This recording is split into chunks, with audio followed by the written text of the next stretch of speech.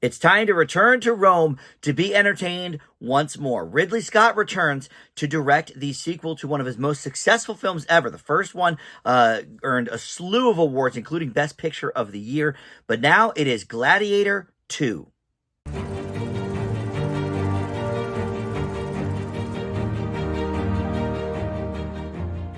Hey guys, Dan here. This is Dan Reviews It. Welcome to my spoiler-free review for Gladiator II. Obviously, Ridley Scott hoping that this will repeat some of the awards success of the first film. That one, earned Best Picture of the Year and Russell Crowe for Best Actor and a lot of other awards in that vein. So we will see. I know this one is appearing on some short lists for possible contention at the Oscars. I could definitely see some awards love coming this way, but we'll talk about it here in just a second. But first, let me welcome you back to Dan Reviews It. If you are one of my subscribers already, thank you so much for that. Always love having you guys return to the channel. But if you're not, please consider subscribing, click that notification bell, and everybody could just like this video and comment below. That would be awesome and super helpful for the channel. So please think about that. All right, so let's talk about Gladiator II. We have a couple people returning from the original film, Derek Jacobi and Connie Nielsen, most notably. But Spencer Treat Clark, who was a character in the first film, Lucius, is replaced here by Paul Mescal. And his home is invaded by the Roman army led by General Acacius, who is played by Pedro Pascal. And he seeks revenge against Acacius, and in the meantime fighting as a gladiator for Macrinus, played by Denzel Washington, new to the series. He is a former slave who wants to overthrow the twin emperors currently in place. And so I just watched the original Gladiator about a week ago. I knew I was going to want to see this. And since it is a direct sequel, we're in the same bloodline here. This is the next generation, essentially, of gladiators, because Lucius was just a kid in the first Gladiator, but now he is a grown man, and there's a little bit of flashback stuff going on in case you didn't see the first Gladiator, although I'm not going to say that you need to see the first Gladiator, but I think you probably should. But there's enough here in terms of the backstory of Lucius and the family that if you didn't see it, I don't think you'll be necessarily lost, especially once the story kind of kicks into gear. But definitely at the start, you might need a little bit of background from watching that first movie. But anyway, I had never seen it before.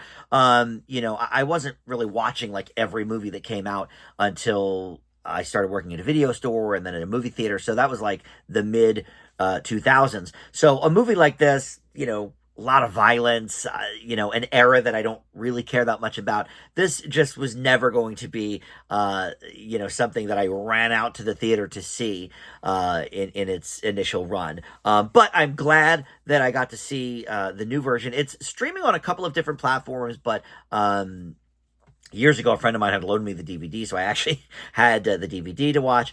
But you can see it for free, I think, on a couple of them. I think like Tubi might have it or whatever. If you want to watch the first Gladiator, if you've not seen it or want a refresher before you see this one. But Ridley Scott returning, I think, is a huge proponent, or a huge reason, I should say, why the second one actually works as well as it does. When I first heard they were making Gladiator 2, even though I'd never seen the first one, I knew what happened at the end of the first one. I'm not going to do spoilers, but, look, I was like, well, what is this sequel going to be? Is it going to be another story entirely? Is it going to be a continuation? And that is what it is. This is a direct sequel, which I think was the way to go on it. I think it makes people care about these characters a little bit more. So let's start there with the characters, because I think the one way this film actually exceeds the first one is in the characters.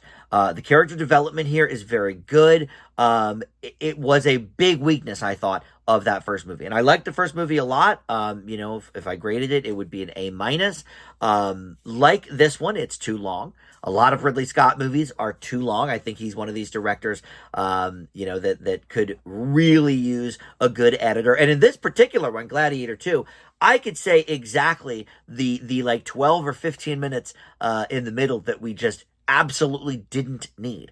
I won't say too much except that sharks are involved, and it made very, very little sense with what would have been reasonable to do in Rome at the time. So you could have taken out like that little chunk in the middle and made this a little bit of a tighter story. But going back to the characters, I think that the character work in the first Gladiator is one of the weaker elements for sure. Here, it's one of the stronger elements. And I do think it's probably the only way in which this film exceeds the first movie. I really love the addition of some of the new characters, and, kind of their workings. But specifically, some of the main characters, like Lucius, I think is a well-written character. I think Paul Mescal performs him quite well. I think some acting nominations could be coming for this movie by way of perhaps Paul Mescal or Denzel Washington. Obviously the Oscars love a Denzel nomination, and he could easily be up for Best Supporting Actor here. But look, the costume design, the set pieces, everything is on point with that. And Ridley Scott, I think, does that kind of scene very, very well. He did the Napoleon movie. Was that just a year ago, I guess.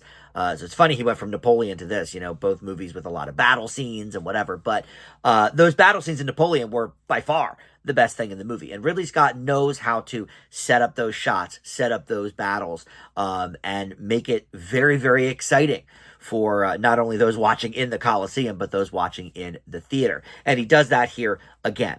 And with that, the costumes and the hair and makeup and, all of that. I think there could easily be some awards in that regard too, at least nominations for this movie, because, it's going great there. In terms of the negatives, yes, it's too long. For sure. Slice out, some of the middle section, and I think that's good. Also, I think it goes a little too long in the end, too. I think there was a good spot to end it, and we went a little bit past that for like 2 minutes. It's a little bit of a nitpick, for sure, but I would say that maybe we didn't need sort of that button at the end of the movie. I think it had a finite point. And with that in mind, without giving too many spoilers, I would say that also the demise of one of the characters seems a little bit quick and rushed as well, which is funny because I'm complaining the movie's too long, but I think it could have been trimmed in other areas and maybe given us, sort of a more worthy battle.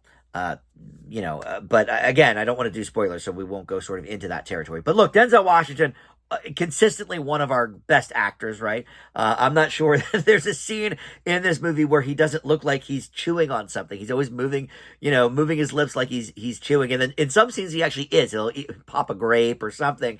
You're like, okay, now at least it makes sense. But he's always chewing over something, and I don't know if that's a metaphor for the things in his mind, continually turning and turning as to trying to overthrow the emperors. I don't know, but it was something I certainly noticed. But God, he can just emote so much with a smirk or, an eye raise or whatever.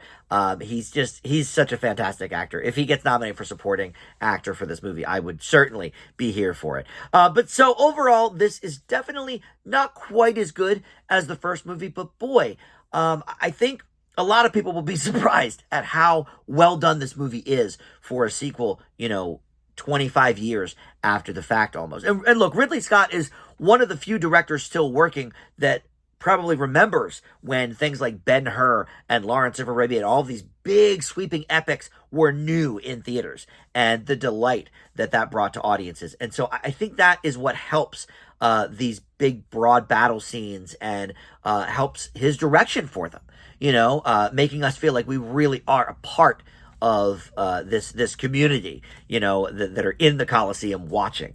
A little too visceral sometimes. I think this movie might be a little more violent than the first, but overall, look, I think this was a very, very good effort for a follow-up that I'm not sure anybody even was wondering, hey, where's Gladiator 2, But I leave it with a B. I think Ridley Scott has done a really good job here. All right, thank you for watching Dan Reviews It, and we'll see you next time. Bye.